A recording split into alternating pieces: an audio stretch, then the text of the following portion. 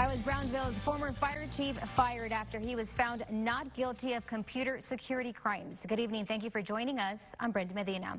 That's a question Carlos Elizondo and his attorney Eddie Lucio are working to get answered by holding a civil service hearing. Today is day one in an intense question of the city defending the firing by the current chief, Jared Sheldon, who took a photo that was banned from trial. Local 23's Derek Garcia has been in the hearing all day and has the latest. Derek.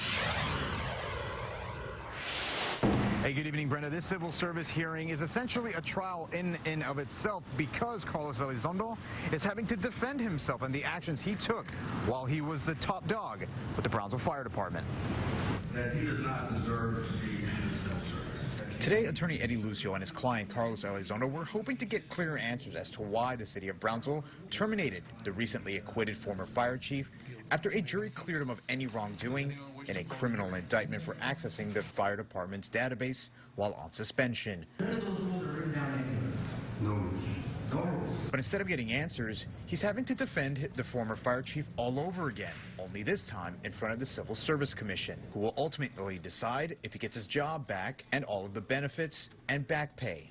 The city of Brownsville alleges Elizondo's time as chief was problematic because he was redirecting non-emergency calls to a private ambulance company called Intercity. For years now, Local 23 has reported on the audit reports aimed at Elizondo's involvement, along with Assistant Chief Ernie Estrada and former city manager Charlie Kabler, who was set to testify but was never called to the stand. On October 17th, after he was found not guilty, Elizondo was put on indefinite suspension by current Chief Jared Sheldon. Chief Jared Sheldon, seen here in this photo that was banned from trial, is standing outside Elizondo's office with his mouth taped and on his forehead the sentence, "You're fired." Now, today was a long day of testimony from the one investigator who was testifying. There are nearly a dozen who were sworn in today, and day two is expected to be just as long as today. Brenda? All right, Derek, thank you. For a look back at how this meeting ties back to our previous reports, you can head on over to our website. That's kveo.com.